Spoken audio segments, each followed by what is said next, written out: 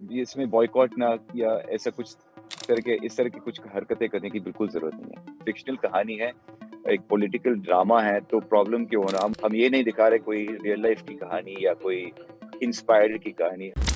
छोटी छोटी बातें छोटी छोटी जगहों पर काफ़ी इंपॉर्टेंस रखती है।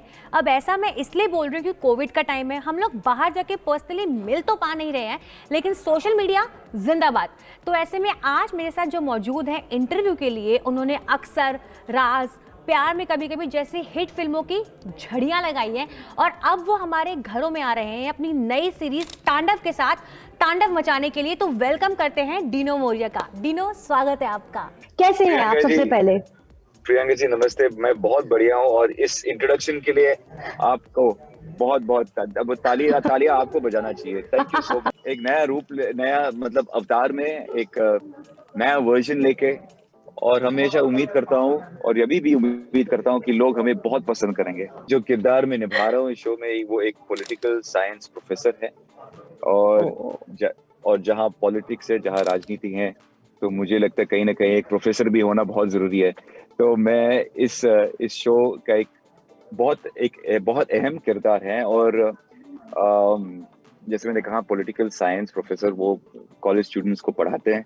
अगर किसी को राजनीति को ज्वाइन करना है तो मैं आपको कहूंगा कि किस तरह की कैसे राजनीति करना है। पॉलिटिक्स जो है वो गेम पूरा बदल देती है। प्राइम मिनिस्टर किंग होता है गेम का। और पहले भी ऐसी एक फिल्म आई थी जिसमें बहुत ज्यादा कंट्रोवर्सी थी। भले ही आप कह रहे हो कि अलग है, रियल नहीं है, थोड़ा हटकर है, बट स्टिल कई बार ऐसा होता है कि हम लोग जो होते हैं, यूजुअली व्यूअर्स होता है, वो बहुत जल्दी बुरा मान जाता है। उसको लगता है कि नहीं, ये पक्का इसने इस तरीके से तो है, कहीं ना कहीं से कुछ भी लिंक ना हो ही जाता है। फिक्शनल कहानी है, एक पॉलिटिकल ड्रामा है, तो प्रॉब्लम क्यों होना। हम ये नहीं दिखा रहे कोई रियल लाइफ की कहानी या कोई इंस्पायर्ड की कहानी। हमने एक कहानी लिखी है और ये कहानी हम विजुअली इस शो के थ्रू दिखा रहे हैं। इसमें बॉयकॉट ना या ऐसा कुछ इस तरह की कुछ हरकतें करने की बिल्कुल जरूरत नहीं है। मुझे ना एक बड़ा मजाकी चीज याद आई है। मैं आपसे एक लाइन कहूंगी, आपको ना वो रिपीट करनी है, ठीक है? पके पेड़ पर पका पपीता, पका पेड़ या पका पपीता। ना मैं पूरा कर दूंगी, आपको पूरा वो लाइन बोलना है। ना, ये तो बहुत सिंपल है। नहीं, टीचर से हम ऐसे नहीं। मैं बहुत एम्बैरेस हो जाऊंगा अपने स्टूडेंट्स के सामने और अपने कोई बात नहीं, दर्शकों जो स्टूडेंट्स हैं उनके सामने मैं बहुत एम्बैरेस हो जाऊंगा। नहीं, हमें पसंद आएगी ये चीज। आपके दर्शक, आपके फैन और ज्यादा हो जाएंगे। आपको पसंद है मुझे। मैं इस बात की बुरा मानता हूँ कि यार मुझे याद नहीं होगा।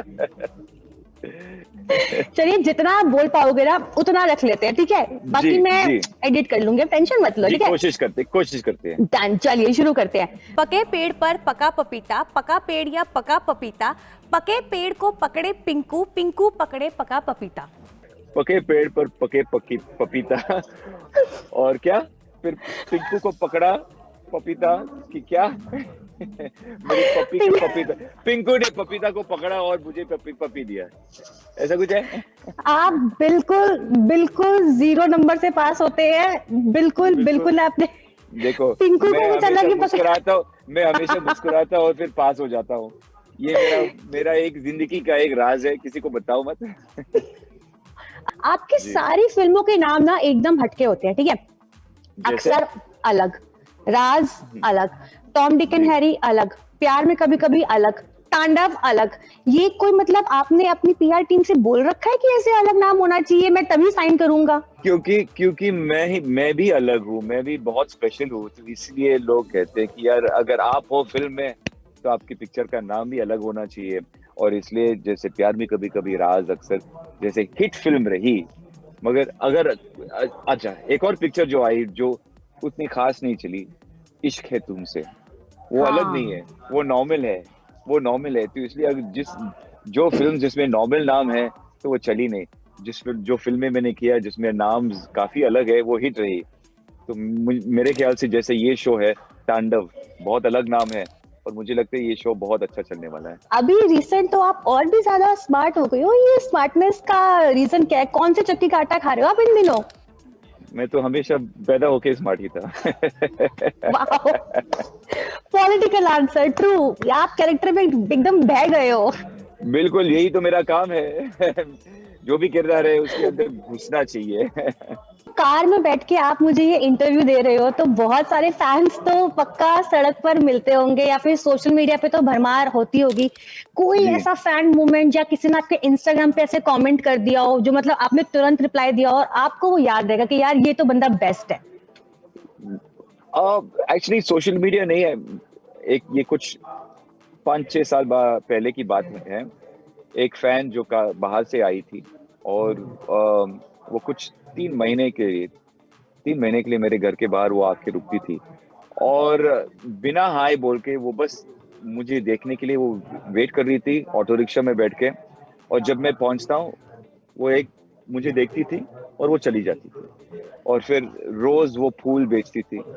और एक दिन मैंने उसको बुलाया और बोला कि ये सब मत किया करो, क्योंकि इस तरह की टाइम वेस्ट मत कीजिए। आप नहीं जानती कि मैं कितने बजे आ रहा हूँ वगैरह वगैरह, आप वैसे पूरा टाइम वेस्ट क्यों कर रही हैं? इश्क मैंने कह हाय सकती है बोला। वो आपसे, इश्क है तुमसे उसने कहा नहीं? बेहद। प्यार में और कभी कभी है ना। प्यार में कभी कभी ऐसा भी होता है, मगर मैंने उनको समझाया कि ऐसा मत किया करो, बिकॉज आप टाइम वेस्ट क्यों करती हैं। और इस साथ जो गिफ्ट आपने भेजी है उसके लिए बहुत बहुत मैं शुक्रगुजार हूँ, बट ऐसा मत किया करो, क्योंकि मैं I feel bad.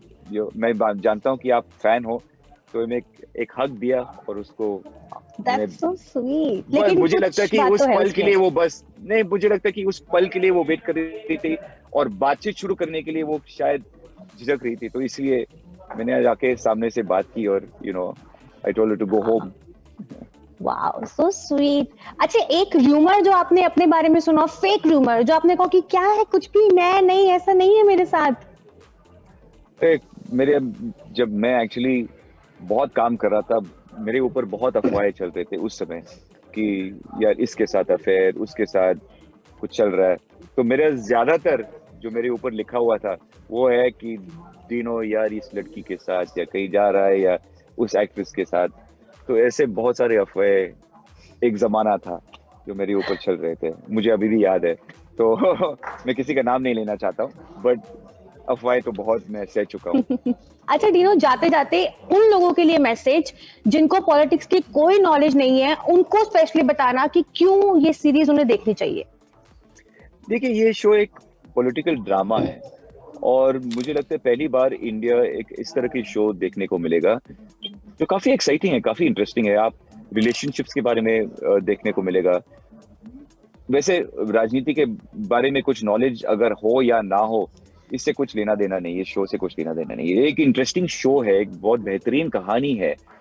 So you don't need to know politics. और खास तौर पर ये रिलेशनशिप्स के ऊपर है कि आप दोस्ती कैसे बनाती है, दोस्त कैसे बनाते हैं और वो उस दोस्ती को कैसे आप तोड़ देते हैं, मतलब आपके काम को आगे ले जाने के लिए। So it's all about relationships more than that, but base जो है, फ्रेमवर्क है, वो एक पॉलिटिकल ड्रामा है।